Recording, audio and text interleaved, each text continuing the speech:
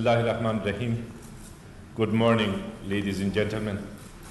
It's a great honor for me to be here in Jindal Global University. Thank you, Professor Rajkumar, for inviting me here. And thank you, Professor Sudarshan, Professor Chawla, professors, students, ladies and gentlemen, once again, Assalamu alaikum and good morning to you.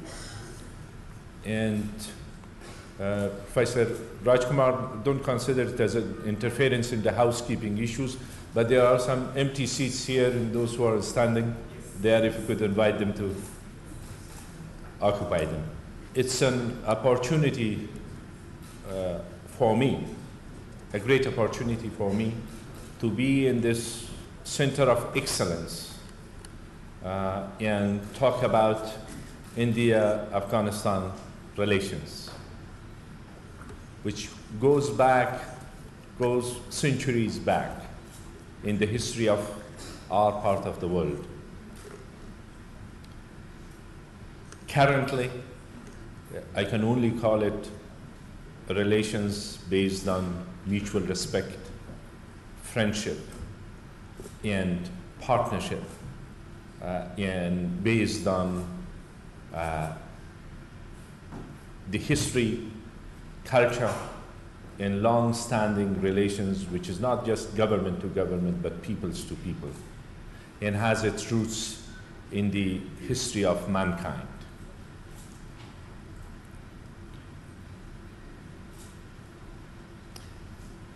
The cultural affinity, people-to-people interactions, trade, sometimes disagreement, but mostly mutual respect, civilizational commonality. These are the basic foundations of our relations. And all of those from a very strong foundations for building up our relations, expanding exchanges, seeking mutual benefit, and more importantly, to help to foster a peaceful, dynamic, productive, and prosperous region.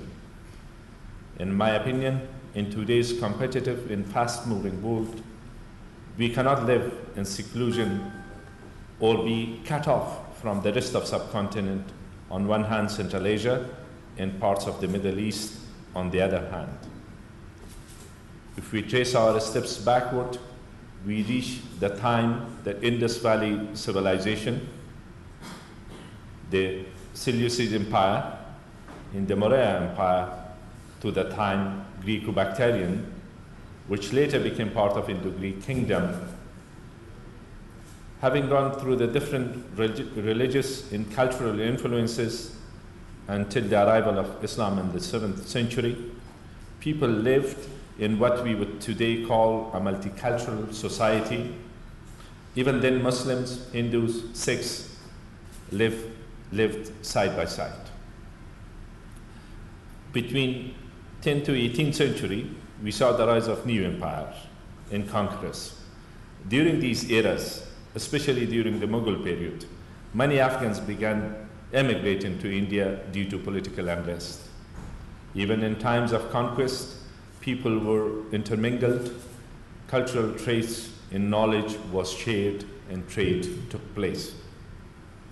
In more modern time, we inspired each other in the struggle against colonialism and later after independence for non-alignment.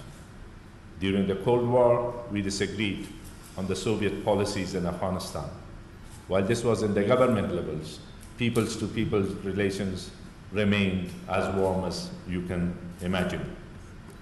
It continued, befriend each other, enjoy each other, music, films, food, until natural reset of relations took place between both countries when both countries were faced with the common threats emanating from extremism and terrorism.